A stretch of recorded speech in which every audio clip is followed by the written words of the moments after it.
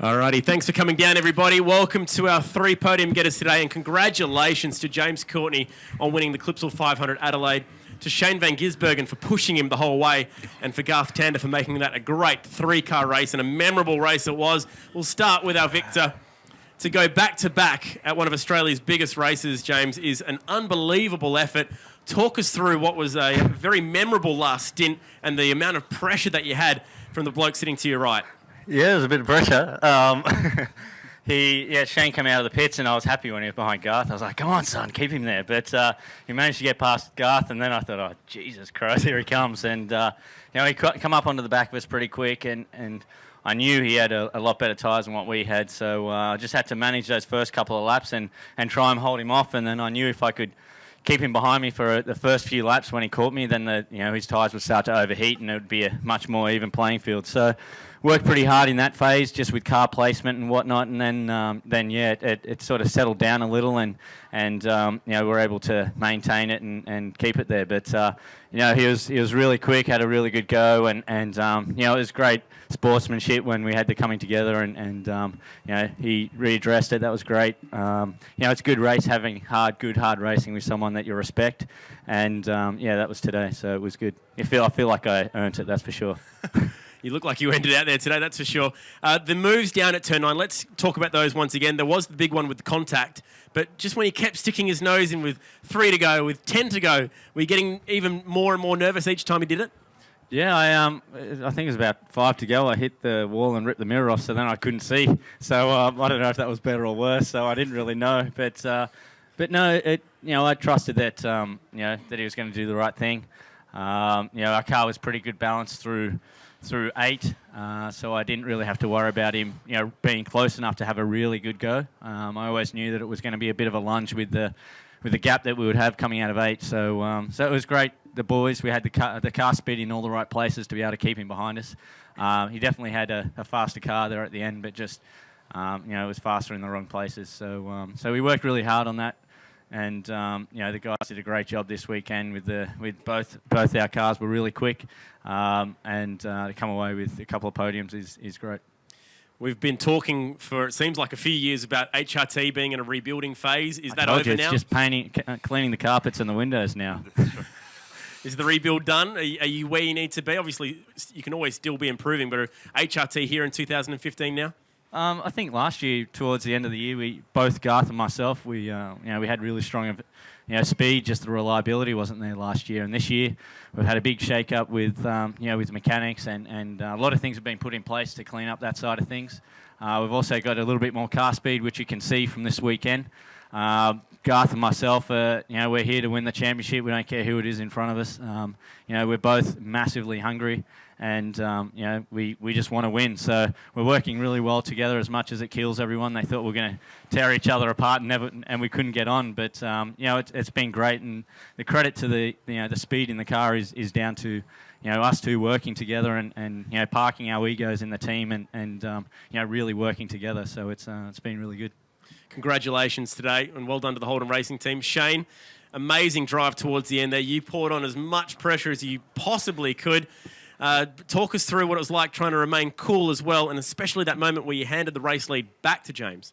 Yeah, it was an awesome race. Through the middle, I didn't really know what was happening with strategy. 2 times I was on top of the second last corner curb and I got called to pit, so there's no way that was going to happen. I went through twice, but it worked out in the end. I didn't know where we were going to come out in that last pit stop, but had better tyres, pretty good speed. But I just enjoyed that so much, that last stint. I had one good go at James when he locked the rears into 9, so I took the gap, but just got a bit of chatter and slid into him. So I don't know, I could have driven off, but I thought I'd give it back and try and do it cleanly. But just epic race. It was really cool, just pushing the whole way. We were sliding a lot, and just your last lap through turn 8 was pretty awesome. I thought I was going to have a cheeky dive, but he pulled away from me through there. But just awesome. Really enjoyed it. Do you regret giving that spot back now that you're sitting in second? I don't know. I didn't really see it. He sort of came back on really sharply, and I slid out into him. So I don't know. I'd rather do it properly. I could have driven off, but yeah, I'm happy I gave it back. There are a few times when you could have stuck your nose in. I feel like a younger Shane van Gisbergen might have. Do you feel like you drove the last few laps differently? A younger Shane would have and probably hit something. I was hoping for the younger Shane to come out and play. Is this a sign of your maturity and the fact that you're racing for a championship now? Not really. It's just years. I've just learnt. I've broken a few front bumpers off, so know when's the right time to try and have a go. But yeah, we got pretty close. But as you said, he was really good through turn 8 into the best passing zone, and I just couldn't get close enough. I had a lot of understeer, but yeah, it was just a really good race. He managed me those first few laps before my tyres overheated, and then I sort of stuck there as it is. But I really enjoyed today. Yesterday's races were pretty boring. Everyone doing the same strategy, so everyone getting the same, more tyres, more strategy. I think it made such a better race. Well done today. Let's go over to Garth. You're looking like a real player there as well for the moment. It's amazing, these 250k races, they have split strategies. You and James were on a completely different race, and it all came back together at the end. Yeah, that's right. I didn't know, it's like Shane, I didn't really know what was going on, and Blake was sort of telling me, right, we're racing for 4th, now we're racing for 2nd, now 3rd, we could be racing for the lead, so it was changing all the time with the gaps and the track position. So after that last stop, I came out and I just pushed as hard as I could. I knew I had to do that to get track position, I think on the forwards, and I probably took a little bit too much out of the tyre in those first 3 or 4 laps, and then I just didn't have enough drive out of turn 7 to run with these guys. Made a small mistake and ran wide where Shane got me, but he was a fair bit faster than me at that stage, and my car sort of went a bit schizo in that last stint. It sort of come and go and sort of changed its mind quite a bit, but I sort of got the balance where I needed it to, but yeah, both James and Shane probably had a tenth and a half on me. So yeah, I was just sitting back enjoying the show, hoping the fireworks were going to go off.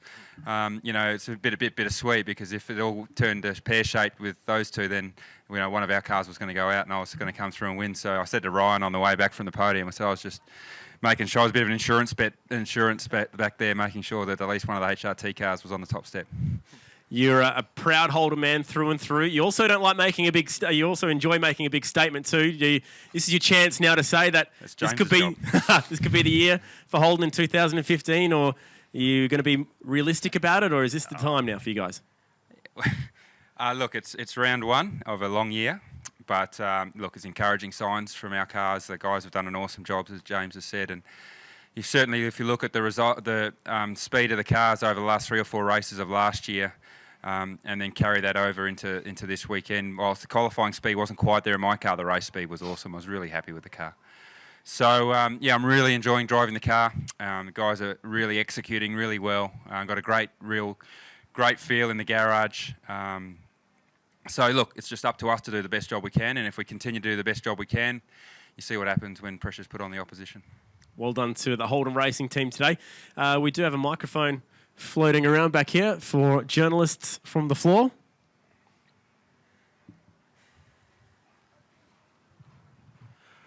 James, if a race report story that we write says that you won from pole and your teammate was on the podium, they're going to assume that HRT is now the equal of 888. Is that a realistic summation? Do you think the teams are on a level playing field now? I think still we've got some areas to clean up. I think probably today they probably dropped the ball and we were there. We were playing with our A game. It was good to have at the start of the race to drive away from him on legitimate car speed.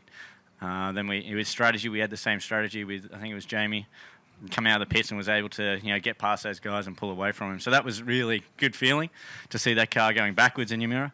But as for consistency, I think they're still going to be, we roll it to Tassie, they're still going to be the ones that everyone will look at and monitor and chase. Definitely I think we're pushing as hard as we can and working to be that team. But I think at the moment it's still probably 888 are still the benchmark guys that we're all chasing.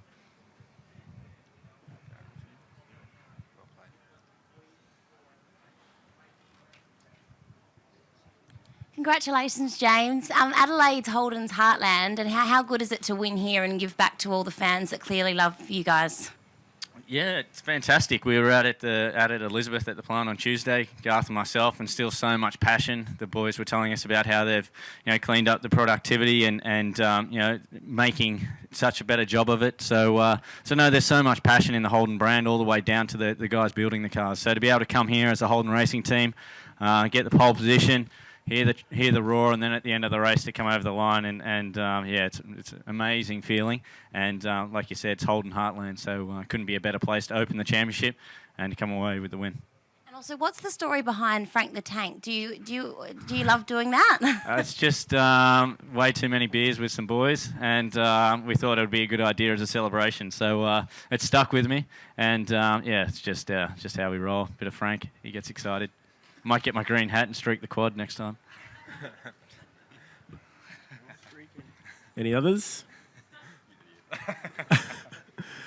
All right, thanks for putting on a great show. James, the news gets better for you. You are our championship leader by 17 points. Congratulations over Fabian. GT, you're in third in the points. Nice work. Shane Van Gisbergen down in fourth at the moment. Holden's 1 through 6, by the way, in the points. So that's something to sing about. And thanks for coming down tonight, guys. Thanks for putting on a show. Thanks.